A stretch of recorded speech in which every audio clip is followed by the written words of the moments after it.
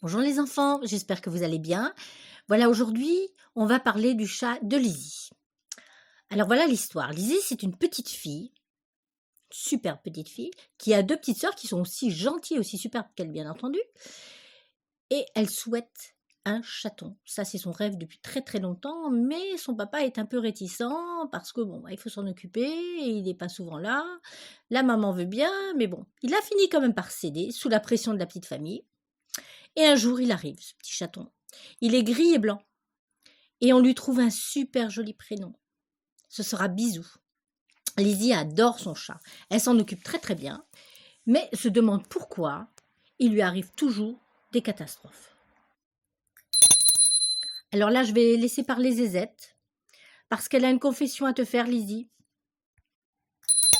Bonjour tout le monde. Il faut que je te parle. De la première fois où vous avez rencontré Bisou.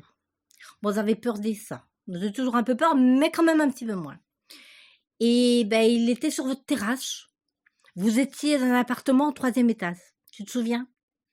Quand il m'a vu, et ben, j'ai filé à toute allure sur le toit.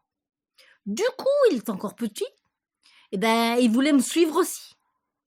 Et bien, c'est là qu'il est tombé du toit. Du 3e étage, ben, c'est vrai que c'est dur, dur, dur. Ben, moi, j'ai couru en bas pour voir, mais je te promets, il avait rien du tout, ce voyou. Il est bien tombé sur ses pattes, hein. Ben, du coup, toi, tu l'as retrouvé dans le jardin du voisin. Tu te souviens? Du dessous. Ben, le souci, c'est qu'il voulait toujours me croquer la queue, hein. Alors, il est tombé plusieurs fois. Je t'ai même entendu dire un jour, pourquoi mon chat veut toujours se suicider? Mais non, Malaisie, il voulait toujours me croquer et il voulait pas se suicider, hein. Et la dernière fois, eh bien, il a mis une semaine en plus à se remettre parce qu'alors là, moi, je me souviens, hein, j'étais pas très fière de moi, mais bon, il voulait vraiment me courser. Et comme il était plus grand et plus gros, eh bien, il a volé carrément du balcon, hein, et il s'est fracassé la mâchoire. Il a mis plusieurs jours à s'en remettre, hein. Ben, tout ça, c'est un petit peu de ma faute, sans être de ma faute, quoi, hein, parce que s'il ne m'avait pas couru après, bah, ce serait jamais arrivé, hein. T'imagines une souris se faire du souci pour un chat. Puis un jour, vous avez déménagé. Bah, il y avait plus de bisous. Bon, je continue à me promener, hein. Et puis un jour, je me suis éloignée, puis je me suis promenée à côté des maisons qui étaient dans un village juste à côté, pas très très loin. Et puis parce que je cherche toujours quelque chose à manger, puis voir un petit peu comment ça se passe, de la tome, autre chose, parce que bon, ouais, de la tome, on en trouve surtout à la ferme, hein, mais bon, dans les maisons, on trouve d'autres choses qui sont intéressantes. Et puis, qui c'est qui me court après toi? Je te le donne en mille. C'est Bisou, d'un seul coup, on aurait cru qu'il m'avait retrouvé, il m'a senti. Et il se met à me courir après. Puis, est-ce qu'il a grandi, qu'il est devenu gros et beau, celui-là? Oh, il faut que je me trouve un refuge, parce que cette fois-ci, il va me courir, hein. Alors, j'ai couru, je me suis retrouvée, ben, quelque part, où, ben, tu l'as cercé. Parce que il voulait vraiment me manger, parce qu'il a pas oublié, les suites du toit, quoi. Alors, je sais pas si je me souviens de ce jour-là, il y avait ta grand-mère à la maison, il y avait du monde. Et moi, je vous vois tous sortir, vous lui dites au revoir, vous lui faites de gros bisous et tout. Juste avant, il était là, hein. Et puis, toi, tu sors et tu appelles bisous, bisous, bisous. Bah, pas de réponse, tu m'étonnes.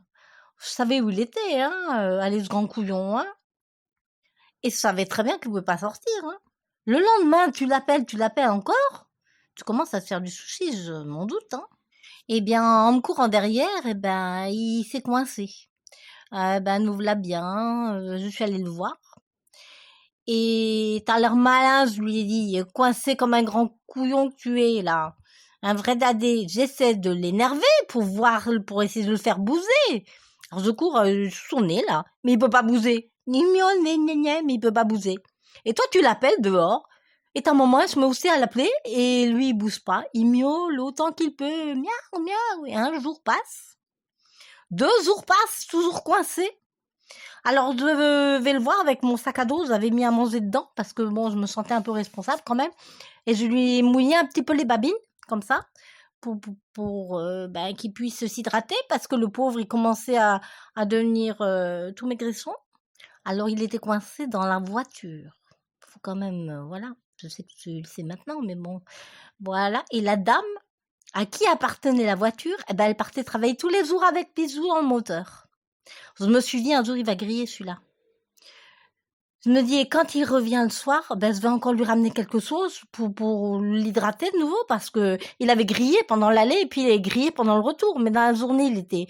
Heureusement que c'est un pays où il fait pas très très chaud, hein, mais il avait quand même très très chaud dans le capot de la voiture. Il devenait très très faible, hein, tous les jours.